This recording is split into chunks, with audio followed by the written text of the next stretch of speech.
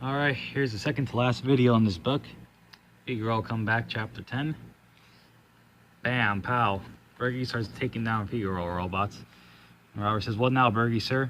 Leave the dog here. We go find irons." "Alright, sir." You hear the X hole the irons blew into the wall for his grenade launcher last time. He walks in there for his assault rifles, and you hear,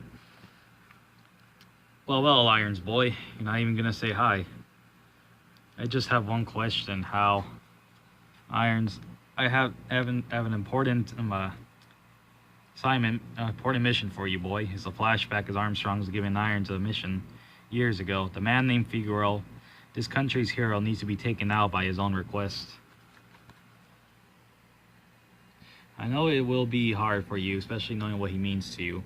Irons cuts him off, saying that, "I'll do it, sir. You don't need to ask me twice or tell me again." Later that night, after Irons hung out with him all day, he said, "Thank you, boy, for this night, Irons." "You're welcome, sir. You call me Figaro for my last day alive." "Yes, sir." "Do you remember the day I met you at the orphanage?" "Definitely, Figaro. We'll never forget." His Irons' sister crying next to a gravestone. The man approaches him and says, "What's wrong, boy?" He says, "Well, who the hell are you?" "You can call me Figaro, young man." "I'm John. My dad's dead." He's like, "Oh, I see. He was a SEAL. Wow. He died on that Apollo ship to the moon, didn't he?" Irons cuts him off, shouting that he's not a hero. A hero isn't someone who goes and dies and leaves everyone they care about, like their family, behind. If he didn't love us enough to stay, then he's not a hero, as he kicks his grave. He grabs him and says, "Boy, with that perspective of a hero, you'll never know what hero truly is. He loved you enough to die for you. To die for your freedom. Don't you ever say that he's not a hero ever again." In present day, you hear gunshots going off as the same man later in the future. The lady trips and says, please don't do it, don't." As the same man, Figaro, goes running around killing people. Bang. You were like Irons cuts off, and Figaro says, "What, like a dad to you, fool?" As he knees him in the stomach after Irons throws a punch. "No saying, yeah, my first bike ride. Thank you for building it for me." As another flashback to Irons' childhood. As he goes throwing punches, Figaro's throwing them back. Bam, right into the floor. "I can drive now, Figaro." He goes in with both his feet into his chest. He goes in sweet, trying to trip him. As Irons gets ready to leave for boot camp, Figaro says goodbye to him. Hopes that he can actually become a Marine. And bam, he trips his feet, hits the floor. They look straight into each other as they both throw a punch. Multiple punches thrown. Eventually, Irons' fist cracks. He screams in pain. Well, boy." Irons grabs his fist. He has broken his hand, and Figaro throws a kick into his chest.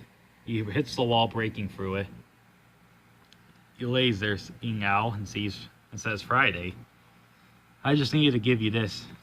"Bam, Daddy Friday," says. "Well, put it on, Irons." "Why should I?" he says as he grabs it. "It'll give you power. Just do it." He sees that he's bleeding. He tells him, Are you injured?" "I don't care. Just do it, please." "Did you sell us, Al?" "How?" "Yes, but please." Irons points his revolver right at him. And he says, "For what you did to me back then, I was betrayed by a German bastard." He said he sold him out to a German man who could try to take over the land he wanted. He said he'd kill you and all of the Mediterranean forces that are left, but he wanted the island. He wanted to take away a dirt of America's power so he could win the war. He wanted to get rid of Friday. So why didn't he kill you then if he wanted to get rid of you? "He did kill me. I sent a clone. I didn't actually go there myself." But it didn't stop him. He still chased them out of all his cribs and hideouts. He had nowhere to go, so he had to go to Irons. And that's why he hadn't killed you. He knew you would come to me. He's like, "Well, you're telling me the sniper that hit me, he could have killed me, but he didn't?" And Figaro appears, saying, "He didn't so you could lead us straight to Irons. So I could kill both of you, the only two people that Germany's scared of in this little continent. Little dirt of a continent." And it worked. The coward Friday led him straight to him. He comes out from the assault rifle saying, "Figaro, that can't be you, isn't it?" Irons says. He says, "Obviously not, you see." "Thank you, Irons, boy." Right as he took his life that day, the German man dug him up. Last thing Irons has another flashback to when he's leaving for boot camp. Talks about how he was broken. I was beaten, but he said he was going to keep on working. His dad was a SEAL, but he'll be surpass him someday. He begins going through some experiments too. The Marines Super Elite, they call the project. That's how you became just like that, but when you killed me, that bastard, yeah, he dug him up and implanted him with this cyborg DNA and implant bug, turning him into this monster. This isn't you, stop this. An explosion goes out, Friday shoots a shot into him and jumps away. Says, alright then. Well then, that's that. Let's go, punk. He's all yours, Friday says, and Figaro says, bulletproof skin, boy. They all meet up and they say, Marcos. And he says, oh, holy fuck, how long were you there, Connor? He says, where's Irons? He's in the building fighting the boss. Why aren't you helping him? Listen, boy. Marcos tells Robert. There's a man that sometimes a man has to fight alone, one-on-one. So Bergie says, so no help him? Robert says, ridiculous, Connor, go kill him. No, can do, I'm all out of demon energy. You big bully. He says, Robert, stop, and Connor. He says, no, you're so mean, no wonder nobody likes you, especially not women. He says, please, boy, as if you would know a lot about girls, like how one looks like naked.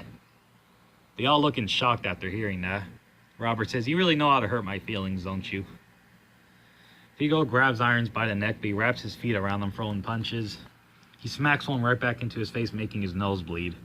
He jumps right at him, smacking him right into the shoulder, jumping up, bouncing off the building, whoosh.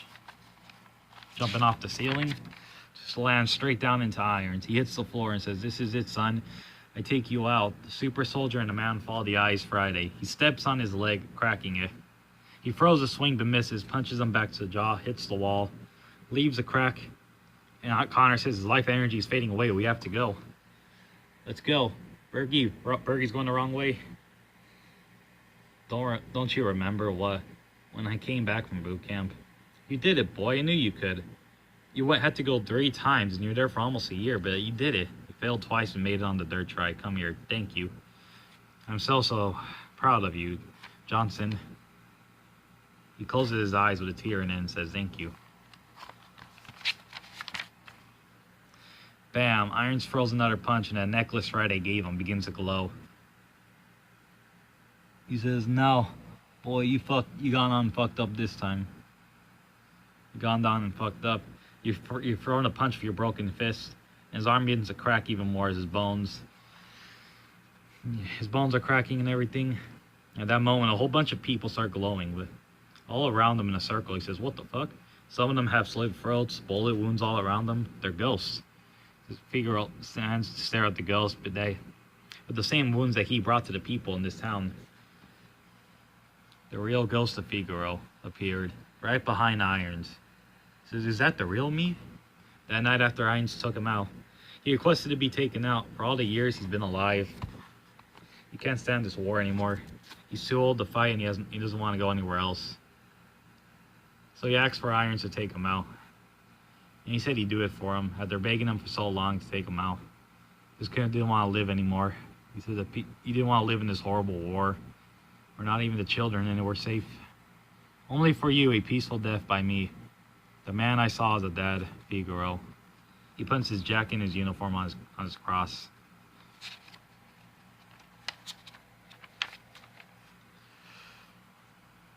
And right there, back in present day, Marcos and everyone else runs up and says, what is this? What?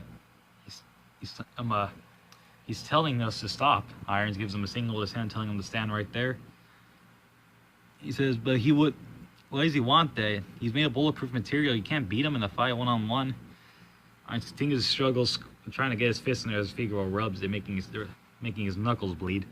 And Figaro's ghost says, listen, people, this is the man responsible for killing you.